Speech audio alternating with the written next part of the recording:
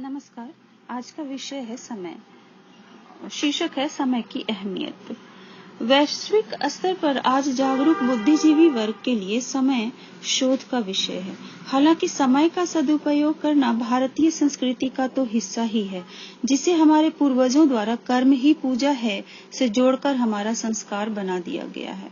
हाँ, ये हमारे ऊपर निर्भर करता है कि हम इसे अपना संस्कार बनाकर अपना परिष्कार कर पाते हैं या नहीं। सच ही है, यदि आप समय की कद्र करते हैं तो समय अपने आप आपकी कद्र करने लगता है। चाहे आप समग्र रूप से समृद्ध हैं तो भी, नहीं है तब तो है ही। समय का सदुपयोग करते हुए हम अपने जीवन को सफल एवं सार्थक बना सकते हैं। समय बड़ा बहुमूल्य है। इसका सदुपयोग हमारे भाग्य निर्माण की आधारशिला है और जीवन का प्रत्येक क्षण भविष्य का निर्माता है। समय के महत्व को न पहचानने वाले न अपना हित कर सकते हैं, न ही समाज एवं राष्ट्र का। यांत्रिक जीवन हमारे जीवन शैली का अंग बन चुका है। ऐसे में व्यस्त शब्द हमारे लिए कॉमन है, जिसका प्रयोग हम एक दूसरे से बातचीत के दौरान करते ही हैं। अगर आपकी व्यस्तता उत्पादक, सिर्फ आर्थिक ही नहीं उत्पादक है, तब तो यह परिवार, समाज और देश के लिए फलदायक है। लेकिन बस यूं ही आप बिजी हैं तो ऐसी व्यस्तता व्यर्थ है। इसलिए समय हमारे साथ चले न चले, पर हमें समय के साथ चलते रहना चाहिए। अच्छा हो कि समय रहते कृष्ण चिंतन द्वारा हम अपना आत्मविश्लेषण करें, अपनी गलतियों को ढूंढें और खुद सुधारक बने। हर समय कुछ नया करने की प्रवृत्ति हमें सक्रिय रखती है, जो हमारे मस्तिष्क को भी स्वस्थ रखने में सहायक होता है। सक्रियता हमें सकारात्मक बनाती है, जिस वजह से अक्सर हम जो भी करते हैं अच्छा ही होता है। यही वह समय होता है जब मनुष्य अपने सही राह का चुनाव कर लेता है, जिस पर चलते हुए वह सुनिर्माण का कारण बनता जाता है। जाहिर ही है, पहले हमसे देश है, फिर हम देश से हैं। यही जिम्मेदारी का भाव हमें ऊंचा उठाता है और हम उत्थान का कारक बन पाते हैं। प्रगति के लिए स्व अनुशासन में रहना पहली शर्त होती है, और जब ऐसा हो जाता है तो हमारा झुकाव स्वतः ही अनेकानेक ज्ञान के अवशोषण के प्रति प्रतिबद्ध हो जाता है, जो क्रमशः हमारी उन्नति और प्रगति में मददगार साबित होते हैं। जीवन इतना जटिल है कि इसमें सब कुछ व्यवस्थित नहीं हो पाता है।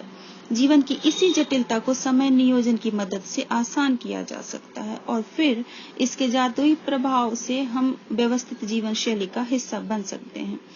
समय नियोजन हमारे जीवन में खुशियां लाने का कारण बनता है। जब तक हम अपना मूल्य नहीं आंकते और कोई लक्ष्य निर्धारित नहीं करते, तब तक हम बेतरतीब ढंग से जीते हैं।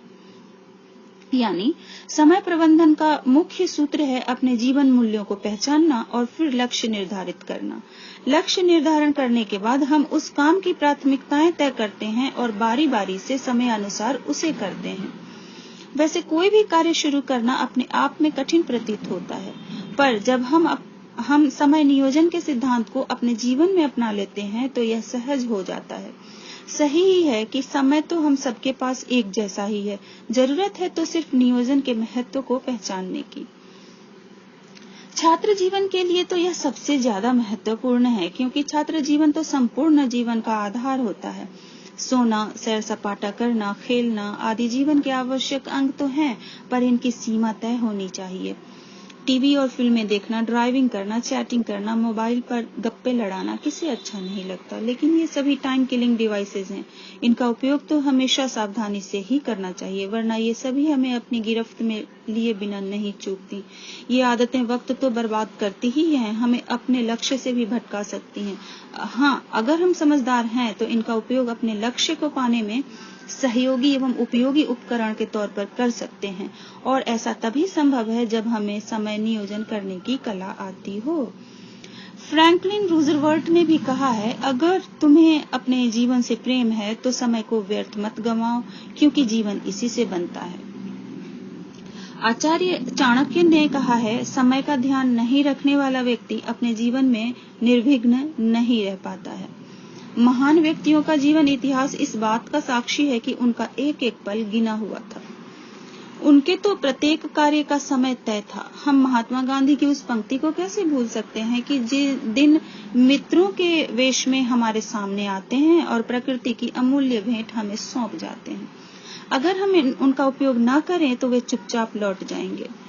इसलिए हम सब के लिए एवं विशेषकर किशोर युवाओं के लिए मेरा सुजाता का भी यही संदेश होगा। पल दो पल के लिए है, चुपके से निकल जाएगा। सुप्त रहोगे तो क्या समय ठहर जाएगा। अब तो जागो वरना वक्त बदल जाएगा। अब तो जागो वरना वक्त बदल जाएगा। शुक्रिया।